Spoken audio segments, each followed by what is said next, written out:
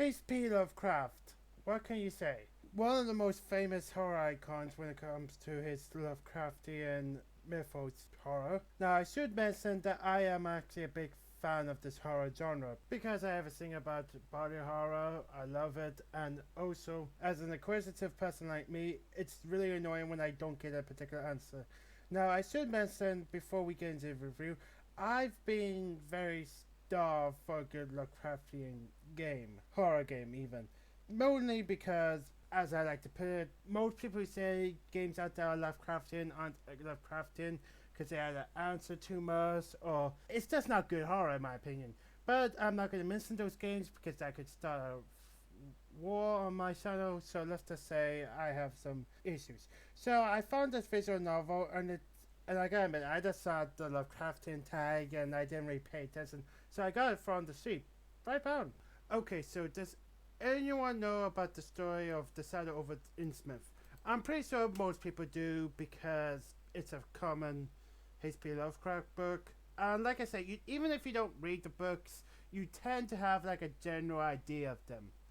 Okay, so basically, a tourist goes into Innsmouth and basically notices the hostile people, and then with the building process, then finally notices that things aren't right, and well, spoilers for those who care, but basically, fist people. Yeah, fist people. Okay, so I want you to imagine a fist monster Cthulhu hybrid. So we're thinking like bulging eyes, fist body, scales, arms, legs, abominations of the sorts. Okay, now that's great. Now think about like humans breeding on fit. Well, okay, don't think about that in too much detail, but think about the offspring. Now this, I'm going to show you what this game interprets as a fist, as a deep one. Basically, fist people. Yep, this is what we're looking at, folks. Rule 34 mixed with fanfiction, mixed with Lovecraftian, and we get this. With the swimsuit, the body figure, and everything, yep, that's this game. Rightio then. Let's carry on because we have a review to do, but I want you to look at this because this pretty much establishes the game right there. Okay, at the Jam channel, I should mention we do not judge you based on your kinks. We do not sponsor kink shaming here, mainly because if you go to my channel, you're probably already degenerate because who the hell would watch my channel in that same mindset. So let's continue on. Okay, I should mention that at this point, I was just tempted to leave the game. I mean, frick, when you see something like that, I'm like, oh no, I just want a Lovecraftian horror experience. I didn't need this. But I continued, and I gotta admit, I enjoyed myself.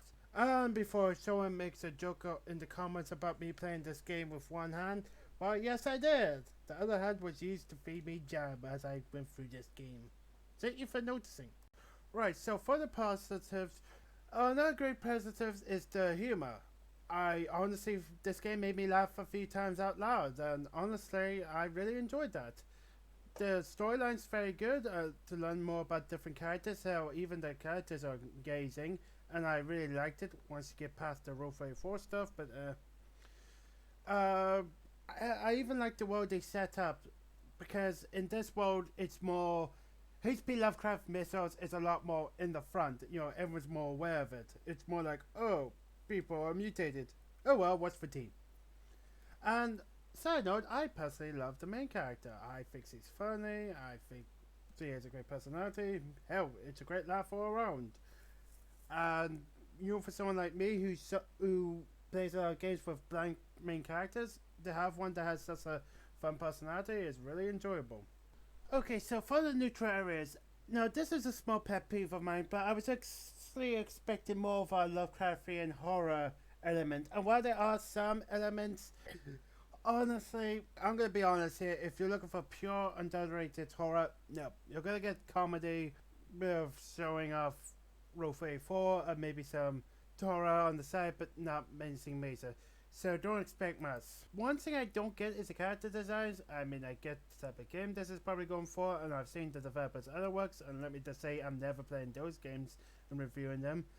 But yeah, every character looks like they have a figure with a racetrack, and the man, well, let's face it, they just all have body horror. Seriously, there's just some messed up stuff. Not to lose your lunch over, but still a bit messed up. I don't get why there's a multiple save slots feature, because there's really there's like 4 save slots, but really you can beat this game with only one. I really don't get it. But fair enough, some people may want to do it. Okay, negatives. I should mention due to my lack of visual novel games experience, I don't know if these are like true negatives based on the genre itself, but I'm gonna mention them.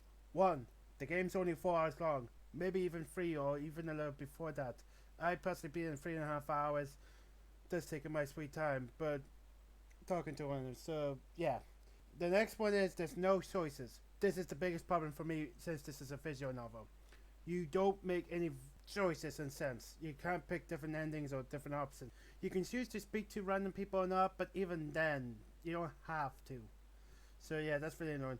Also, apparently, there was meant to be stuff in the that was promised in the Kickstarter that never showed up in the game. Apparently, something like you were meant to get a shotgun and shoot the abominations and a few other characters. They didn't show up in the final game. I'm gonna be optimistic and think that this is due to time constraints, because really, if it was that, I wish this game would have gotten a bit more love, and then maybe these problems would have been ironed out. Okay, so I should mention this before we wrap things up.